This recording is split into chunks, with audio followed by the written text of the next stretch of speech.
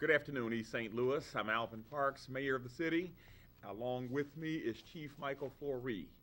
We are here to give you the latest update on where we're going as a community, and I will continue bringing you these updates on a regular basis. Usually it's weekly, but I was out of town last week, so we'll be back with you this and every Friday going forward to the very best of our ability.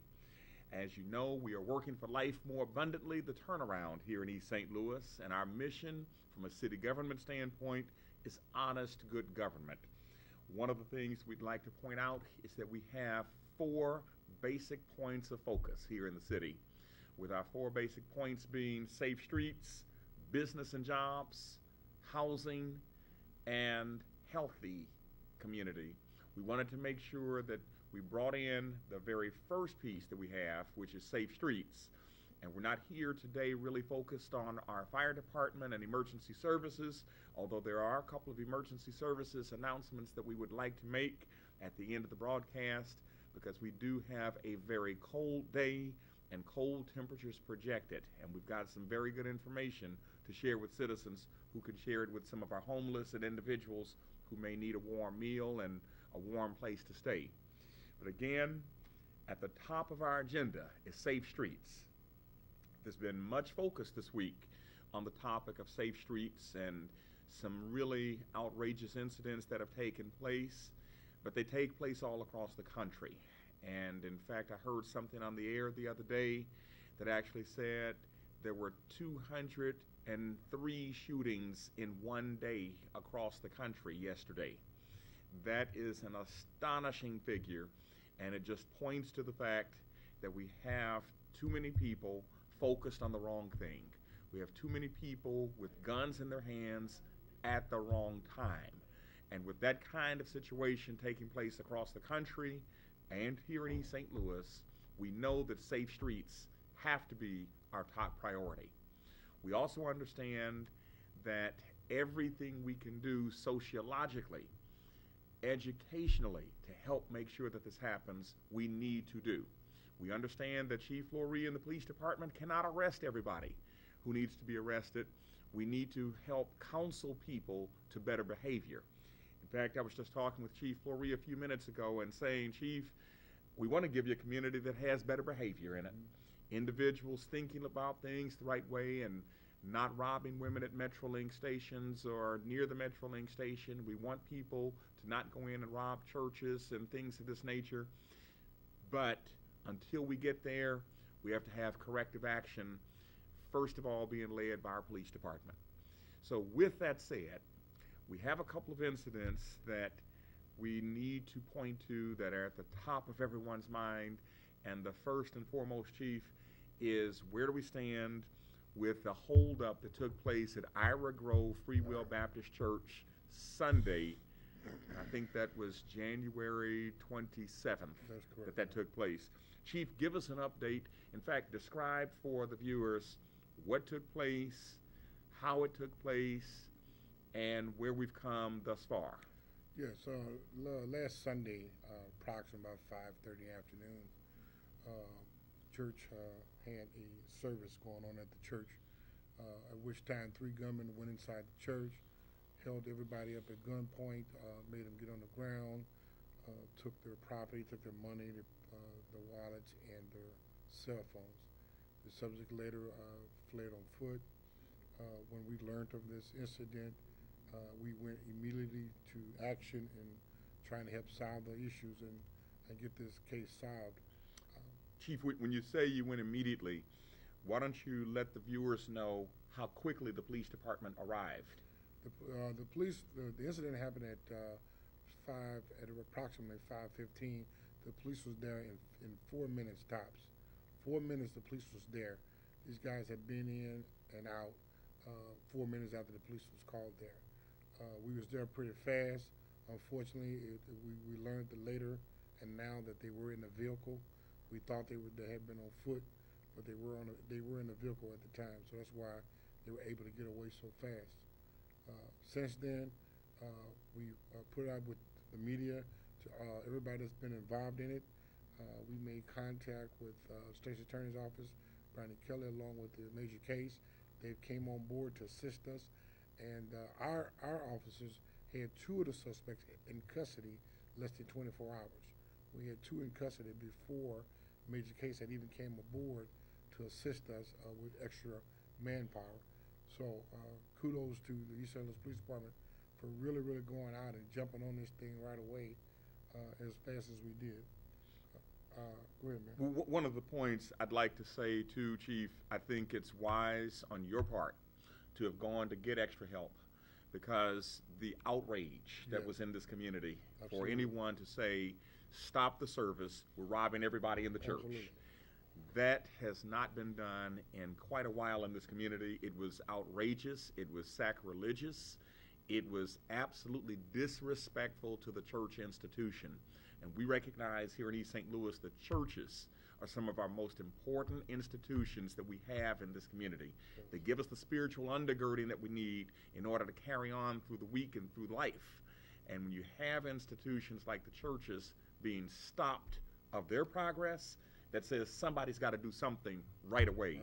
So kudos to you, Chief, for calling in the Major Case Squad. Yeah, I thought it was very important, man, as you just said, to go into a church and do this. I was just hurt about it, and I just couldn't stop it till we get something done. So I began to use the resources that we had to get help, and it's been wonderful. And we about to close this chapter in the next couple of days here. Okay. Do you have all three suspects in custody? We're currently all arrested? We're still looking for another person of interest. His name is David LaPrey. He's still at large. We're still looking for him. Marshals are out along with the Major Case are looking for him right now. But anybody have any information on David LaPrey, please contact the East St. Louis Police Department, Crime Stoppers, and let us know. But this is the guy we're looking for. Okay, so the other two are pretty much surely in custody. They're in custody, and they're currently in custody right now. They have been charged with other charges, but not with the actual robbery at this time. We're waiting on some additional stuff to come down before they be charged with their own robbery. Okay, that's fantastic, Chief. One of the other points that I'd like to point to in this entire process is that we pulled together the pastors of the community and other spiritual leaders, and that was Wednesday morning, Chief? That was Wednesday morning. All the pastors came together collectively to band together to come up with a solution to help each other conquer these issues that we have. And I think that's commendable. When you talk about situations, it's easy for everybody to talk about the problem, but we all need to band together and find solutions to the situation, because again, these churches are very important institutions, and in many cases have a real good idea about what the security needs are in their respective churches. They know where the doors of the churches happen to be. They know where there may be people who hang around who may be looking to do bad activity. And there are some churches that are already doing an exceptional job of securing their atmospheres. And in the process of talking with them, other churches can learn. So it's about sharing with each other. It's not about anybody showing up somebody else or I'm better than you at this aspect of what I do. This is about, if you've got something that's working for you, it may be able to be shared across all the church community, and quite frankly, it can even be brought into the school communities. It can be brought into any places that individuals are gathering where you're talking about the possibility of crime taking place or cars being broken into or anything else that could possibly go against property, and certainly those things that could go against life. So I thought that was a very productive meeting the other day. And let me add on to that. The guys that we currently have in custody, we also learned that they did an armed robbery in Belleville, and we found some property in their possession from victims from Belleville too. So that's going to solve another case, armed robbery case out of Belleville also. Sure. So that was wonderful to be able to add a closure to that one also. And was that the Family Dollar situation? That was I don't know if it was Family Dollar or not, but there was a lady that got robbed up there, and we had her property, and she told us that she had been robbed from Belleville, so I'm not sure what incident it was. Sure.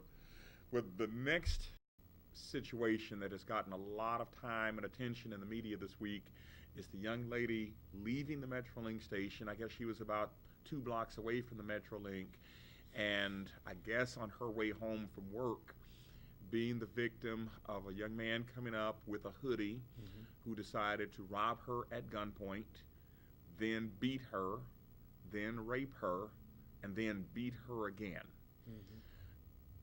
Just totally unacceptable behavior, because one of the things we recognize in this community is that our women are valued individuals. We've got to make sure that our women, this is somebody's daughter, this is somebody's sister, this is somebody's mother, and she should not have had to go through what she went through the other night. Absolutely. So with that kind of a situation, Chief, I know that the police department has made some progress here. Are you able to tell us much about that situation? That case there, we're working in conjunction with the Sheriff Department along with the Metrolink security. We're pulling video and stuff for that case, trying to see where was this guy following her, or was this guy actually at the Metrolink the whole entire time. So that's still an ongoing case right there. Okay. I have another case where the rape was occurred also. You want to talk about? Please talk about that one, Chief. We had another case. The current case with the Metrolink is currently still being investigated. Again, once I said that, it's been investigated by the Sheriff Department, the Metrolink, and so we're still looking for leads on that and looking for evidence. But on the 25th of January, a suspect by the name of Laquan Luckett was released from prison on January the 24th from Menard Penitentiary. He was in prison for armed robbery, and he did a 3-year term in the penitentiary. He gets out of jail on the 25th, and Menard put him on the bus to send him back to East St. Louis. When he got back to East St. Louis, he went straight to his ex-girlfriend's residence, who lived in the 1200 block of Division. Upon arriving to her residence, he kicked her door in, pushed her inside the house, beat her up with a gun, and then he raped her and continuously beat her.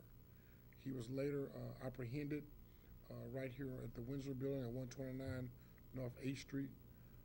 He was arrested there. His bond was set at $500,000 for home invasion and criminal sexual assault. And he's currently in custody in East St. Louis jail. In custody is where he needs to be, and hopefully very quickly on his way back out of society. We've got to protect our streets, and when you have individuals who have that kind of propensity to violence and undesirable behavior, they should not be in society. And again, I'd like to go back and reemphasize there will be sociological, educational interventions here. There will always be people working, and we've got to work even harder to rescue our young black men from this kind of behavior. But when they commit it, there is no choice but to remove them from society. And Chief, I appreciate the work that the East St. Louis Police Department has done in getting that young man back off the street. In general, Chief, I see that you have over at your desk some crime statistics from 2012, which give us some accomplishments of the East St. Louis Police Department as we've been working for safe streets. And I know we've gotten a lot of help from the U.S. Marshals and the ATF and DEA and FBI and Illinois State Police, and from time to time, even St. Clair County. If you could share with our viewers what the East St. Louis Police Department did in these categories, and anything else you'd like to share with the viewers in terms of direction. Absolutely, Mayor. Just last year alone, again, we hit the streets and hit the boots running. We was blessed last year.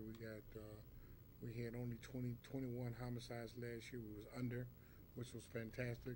And as the mayor explained, we put a lot of things in place. We had to save our streets, helping us, and of course East St. Louis. And every month we give the city some stats on what we do every month, and then at the end of the year we calculate all the stats that we've done. In 2012, stats of the year: violation of controlled substance arrest, and controlled substance is a crack cocaine arrest. Person possession of crack cocaine. We had 420 arrests of controlled substance. Arrest for violation of cannabis, that's marijuana, possession of marijuana. We have 410 arrests for possession of marijuana. Weapons, violation of weapons arrest, that means persons that we either caught with guns or had guns in their possession. We got 280 arrests. Also, we had seized 156 guns off the street, where we got them with whether it was in drug arrest or just any other additional arrest, and we seized 156 guns. Drug houses in East St. Louis. A lot of people call in about drug houses, and we hit all anytime they reported, we hit all drug houses. We closed down 221 drug houses throughout the city of East St. Louis. So those are some of the stats that we did last year. We got big goals for 2013. We're going to try to double those numbers this year. We're going to work hard. Anybody that knows about drug house, please call us, let us know, and we're going to be doing our best to do better what we did last year. Chief, one of the things that people will ask is, why is there so much focus on drugs? Why is there so much focus on guns? Give us a little bit more understanding on why there is that kind of focus. Currently, with the unemployment rate being as high as it is and there's no jobs, these guys are referring to selling dope as another means of getting money, and it's gotten out of hand. Not only are they selling drugs, but now they're killing one another. They're bringing guns in our city, and it's just they're having drug territory issues. So we have to stick to making sure that we get these drug dealers off the street and make sure we get these guns off the street. But it has arisen because of no unemployment. Well, Chief, going back to the drugs and the guns, what percentage would you say the violent activity is fueled by drug activity? Oh, 80%. 80%. 80%. So when we think about why are we focused on drugs, if 80% of your homicides and other violent activities, your carjackings, Absolutely. your home invasions, your armed robberies, if it all goes back to either feeding a drug habit or running a drug game, one of the focuses in our city has to be on eliminating illegal drugs from being in this environment. Absolutely. And people trafficking those illegal drugs. Absolutely. So Chief, give us another one of the pieces. I think you have some more good news concerning MEGSI and the conversations that you've had to try to get federal help in here for some of this activity. Yes. Currently, this year, we've joined band with the MEGSI drug unit, and we have an officer assigned to that unit that's going to be working with us this year, curtailing some of this drug trafficking and drugs. We also have joined band with the ATF in reference to getting these guns off the street. We're going to be having a detail with them, and all we're going to be doing is targeting getting these guns off the street, where they're coming from, where they're being manufactured at. So we got a lot of good things coming down the pipeline this year that you'll be seeing coming soon. Sure. I was asked by KMOX Radio earlier this morning about the Attorney General Eric Holder coming to town back on November the 30th, and he was discussing additional federal resources for East St. Louis. And Chief, the question was, has that help come forth yet? And what I stated, and I want to get any updates you may have on the situation, is that while it's not formalized help, the continuing support of the federal government has been there. Absolutely. And I listed the example of what you all did in helping to solve a homicide over on 44th Street the other week when you set up a mobile command station on 44th in Caseyville. Tell us a little bit more about the federal support of what you're trying to do and what we anticipate, and have you gotten any new news yet in terms of the commitment from the federal government? The federal government is always there for us to help us, to guide us, to give us any assistance. We've been reaching out to them, and it's been wonderful. Just like the mayor mentioned about the mobile command post that's here that we can utilize in the St. Clair County, that's bought by the St. Clair County but used throughout the city. And those are tools that we can use. They sent us all kind of technology down here for us. So they've been helping us quite a bit, man, to be honest with you. Sure. Yeah. Have we gotten any news about formalized support, or is it just not here yet? It's not here yet, but it is on the table that we got help on the way. Sure. And one of the positives that I again pointed out to KMOX Radio, and I'd like to point out to the viewers here, is that even if it's not formalized support, the fact that the chief can pick up the phone and say, we need the major case squad, or we need help on this special investigation we'd like to get, they will send people, whether the U.S. Marshals or ATF agents or whomever, to assist with the situation. And that working collaborative relationship is Absolutely. imperative for us to have. Absolutely. Because in many cases, you think about where the drugs come from. I've never heard of an opium plant here in the United States. No. The opium plant is from another country, and obviously that is a federal issue.